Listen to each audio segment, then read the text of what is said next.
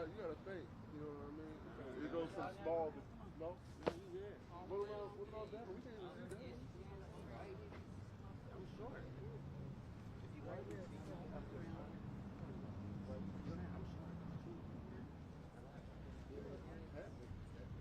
yeah. Robin.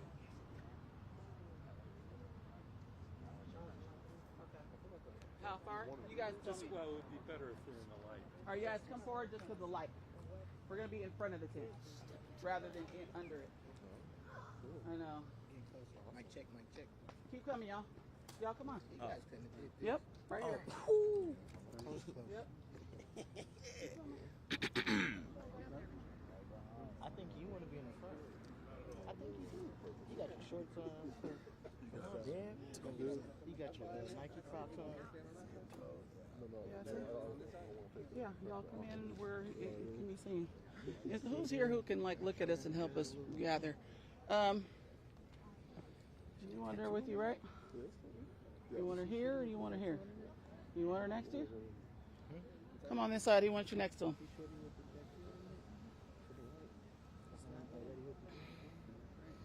Anything you want. You need anything else? You want to sit down? You sure? All right. Just want to make sure. You good?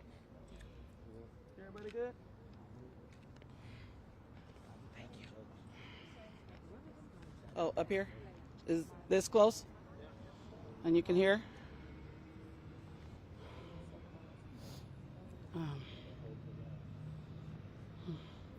You guys mind if we take 1 minute just to say a prayer? Are you guys okay with that? It's emotional.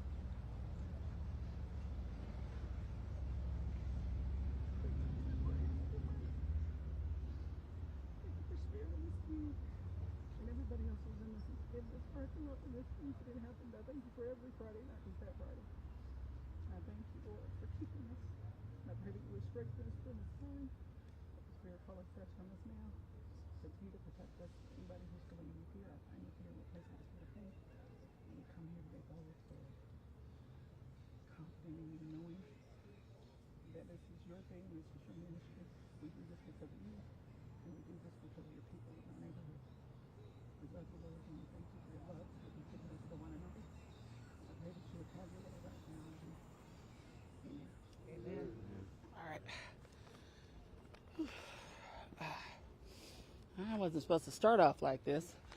All right. So I want to first of all, thank everyone for coming out today. My name is Marty Jackson. I'm the Southeast Network Executive Director at the Boys and Girls Clubs of King County. And this is the Southeast Network Safety Net right here. As a part of this network, as you all know, on Friday, July 28th, in this very parking lot, there was a shooting that took place. And this is who was present. Our Safe Passage team, this team, you will see us in this parking lot prior to the 28th, every single Friday since June 12th, 2020. I'm going to say that again. We have been in this parking lot. Where you're standing right now is sacred ground, and we've been in this parking lot in response to the shots fired and gun violence that has happened in our neighborhood. Not the neighborhood, but our neighborhood. And unfortunately, on Friday, July 28th, we experienced a shooting here in this parking lot. I am very grateful to say that there were no fatalities in that parking lot on Friday. I'm even more grateful and have gratitude to God because two of our staff, one who's standing behind me, which is the director of Safe Passage, the other members of the team behind me were present in this parking lot. They were directly impacted by what happened. If you're wondering why it took us a while to respond, it's because at the end of the day, we do this work every day. But when one of our soldiers are injured, that takes precedence over interviews, over responding, over what happens in this parking lot. Because if we don't care about each other and if we don't tend to each other and support each other, especially those who are in this work on the ground every day, trying to make a difference, trying to ensure that our neighborhood is safe, then we might as well resign and stop doing this. Because at the end of this day, when we started the community healing space activation in June of 2020, our initial response was to two young black men from this very neighborhood who got shot and killed as a result of gun violence in this parking lot. Our community has felt troubled. We have been traumatized by everything that not just has taken place in our neighborhood, but the traumatic events that have taken place all over the city of Seattle. And I could even go and extend that to King County. We started community healing space activation to respond not just to Chris and DeAndre's family members and friends and loved ones. And those are the two young men who passed. A lot of the times you will hear the gender and you'll hear the age, but you don't hear their names. Christopher, DeAndre, and Chris, who was in this parking lot, and the memorial's over there to the left of me, that's who passed away in this parking lot. Safe Passage, Southeast Network Safe Passage team, that's who was present. And I can give you names of all of them individually, because at the end of the day, they're people, they're human beings, just like you, who care enough and have a heart big enough to come out here, put their lives on the line every single day. Because although they're in this space on Fridays, they're out in this neighborhood, in the Rainier Beach neighborhood, Monday through Friday. Monday through Friday, not just Friday. And we just started that because we wanted a space that would be sacred for our community to grieve, for our community to heal. Heal from all of this trauma, from gun violence, from community violence. It's time for us to start showing love. That's what we wanted to do. We wanted a place where we feed over 100 hot meals to the community for free every Friday. We put a lot of love and care because part of healing, right? It's abstract. Everybody has a different way of healing. So we said, what could we do to show our community that we care? Because it wasn't just those two young that we did it on behalf of. We did it on behalf of the other young people and other people in this neighborhood who have passed away to gun violence. We got parents burying their children. I have 4 children and 2 grandchildren. It breaks my heart to see mothers crying, siblings crying, because they got to bury their children. Connor Dasa also was another young man that passed away. And he was from here. He was one of ours. There's so many more that have passed. And if we don't continue to show love, then our community and our young people will be hopeless. It has been our passion. And like I said, in this parking lot, for those of you who have had a chance to experience it, because it is an experience, our young people hold what's called the Peace and Healing Circle right in the center of this parking lot. You'll see about 6 to 8 tents all lined up here with food, with snacks, with drinks. You'll hear music. And we want people to connect. We want people to come here and be able to decompress. We want you to feel loved in this space. We want you to feel like you can sit and just be. It's very cultural for us to break bread together. So, of course, we're going to feed you and fill your stomachs. And on behalf of this team here, these are your soldiers in the Rainier Beach neighborhood. There are more than just us. We have partners who do this work elsewhere, but today it's about them. Today it's about them. I had to wait to gather myself, and you saw tears because when I came into this space, there have been no incidents since we started community healing space activation. 0. until Friday 28th, July 28th. And so, out of respect for my team, we have asked for privacy, but also on behalf of my team, these guys told me they're ready to come back out and fight. They've shared with me, yes, we've taken a hit, we've taken a blow, and I have to say this. When I sat with the team yesterday and learned about what all transpired in this parking lot that night, I was so proud, because even though the leader of this team was shot, he was running around trying to see who he could help. He was still trying to tend to this community, to the victims that were shot. And out of respect for them, there were 5 injured people. 2 of them were our staff, but there were 3 others who were also in this parking lot as well, who were impacted by it, and their families. And so my heart goes out to their families as well. We haven't forgotten you, and we stand in solidarity today because of you. Our team tended to the victims while being traumatized. This Safe Passage team also cared for each other in the midst of their own trauma, to care for each other and to love on each other. And that's what the community healing space has been about. How do we show love? A lot of us want to do a lot, and a lot of us may even feel powerless to stop the gun violence that's happening. But if we don't continue doing this work, if we don't care for each other when one of us are injured because of this work, then what are we really doing out here? There have been a lot of folks responding on our behalf, and so it was important for us to respond on behalf of ourselves as we're recovering.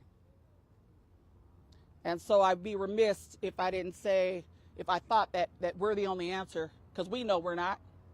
Part of being in this space has been changing the culture of this place, bringing us back to what used to be when I was growing up, and having a connection to our neighbors, knowing people by name, hugging and loving each other, people knowing who your parents are, knowing who your brothers and sisters are. They know your whole family.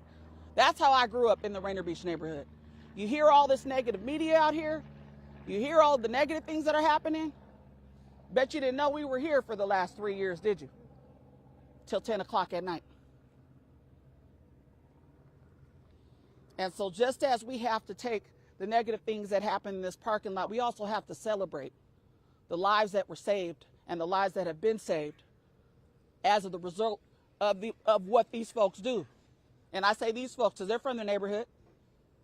We take ownership in this neighborhood because we're impacted too. But we care enough to stay coming out here because we know that consistency brings results. Consistency brings results. Consistency brings results. We didn't see it right away, but you can't take 3 years of standing in this parking lot, and I'm not gonna lie, I don't even unpack everything every Friday.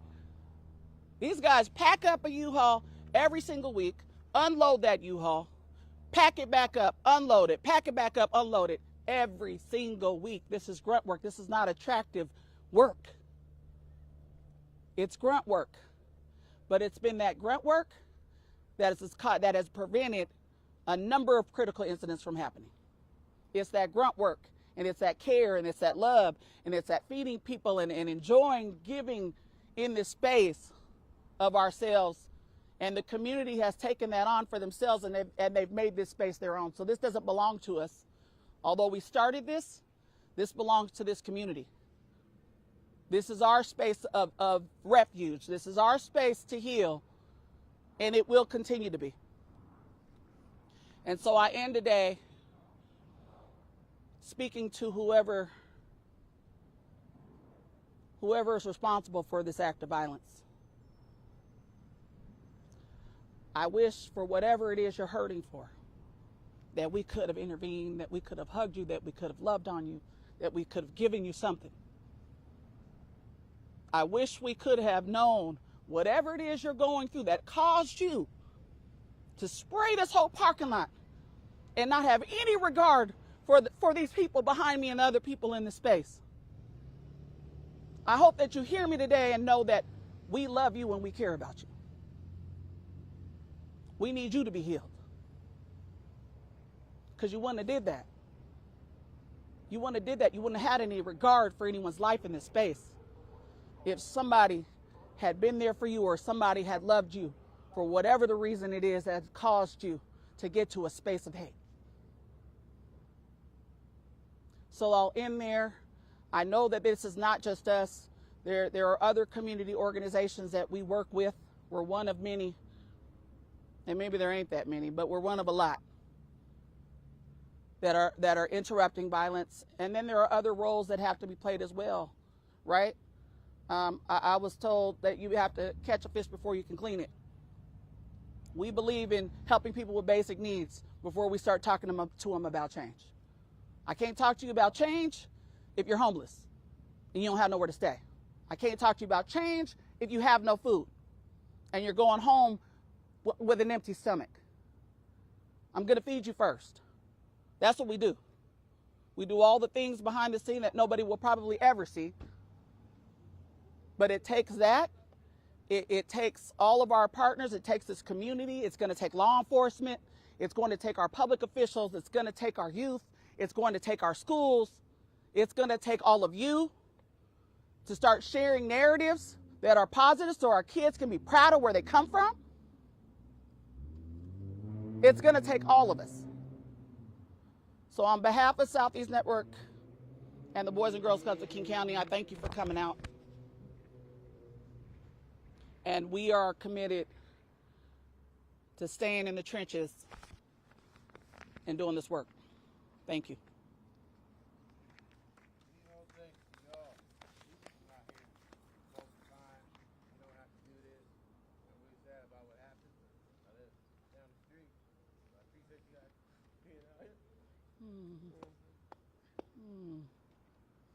Thank you.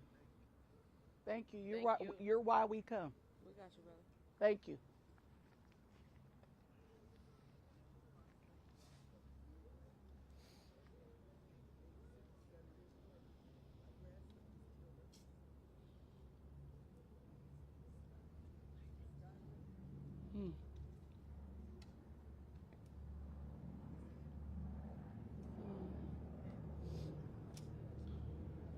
Yeah, I was about to go over there. I'm so sorry.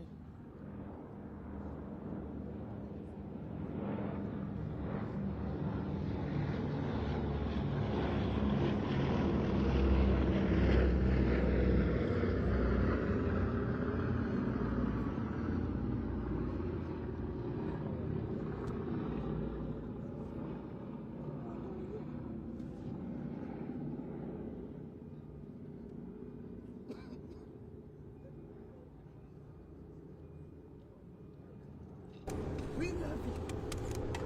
We can forgive. You might not forgive, but we can forgive. We have a heart of forgiveness. That's where it starts. It's to forgive.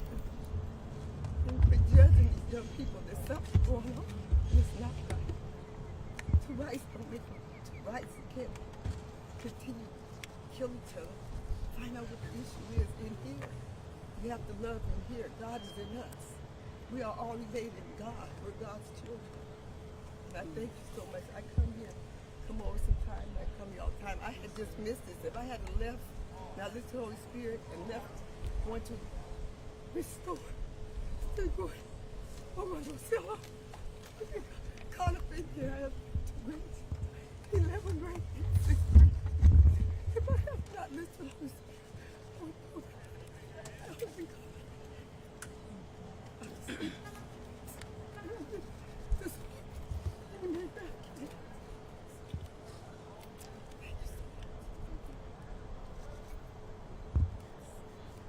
God is good.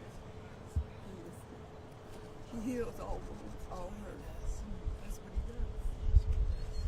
When you can forgive, you can heal.